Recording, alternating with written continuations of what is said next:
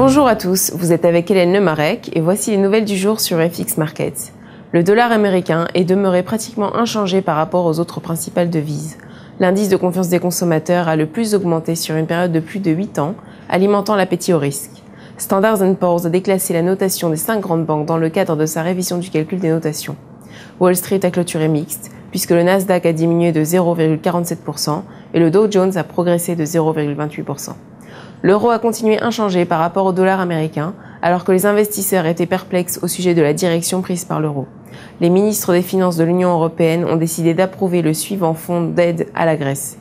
Les spéculations selon lesquelles l'Union européenne ne serait pas en mesure d'accroître son fonds de sauvetage à 1 trillion de dollars augmentent, ce qui a affaibli l'attente de l'euro. L'élan continue négatif pour l'euro, qui continuera probablement à s'affaiblir.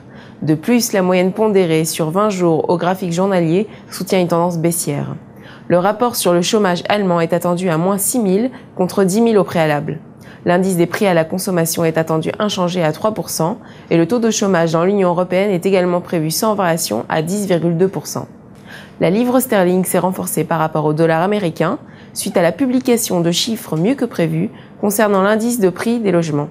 L'indice des prix des logements nationwide a battu les prévisions avec 0,4% contre moins 0,1% attendu et les prêts hypothécaires nets aux particuliers sont sortis mieux que prévu à 1,3 milliard contre 1 milliard.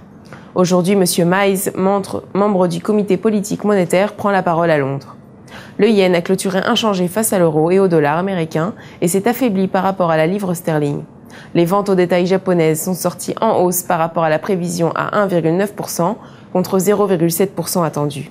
La tendance de la paire dollar-yen est devenue positive après avoir brisé le niveau de 77,50. Tant que la paire s'échange au-dessus de ce niveau, le dollar américain continue haussier. Globalement, la paire dollar-yen s'est échangée à un minimum de 77,62 et à un maximum de 77,99. Le dollar canadien s'est légèrement renforcé par rapport au dollar américain, compte rendu que le pétrole a progressé suivant une confiance des consommateurs plus élevée aux États-Unis. Tant que la paire s'échange au-dessus du niveau de 1,0280, l'élan du dollar américain continue positif. Aujourd'hui, le PIB est prévu inchangé à 0,3%. L'indice des prix des matières brutes est attendu en baisse à 1,2% contre 1,4% précédemment. Merci de votre écoute. Bonne journée. Pour plus d'informations, consultez-nous sur www.ufxmarkets.com.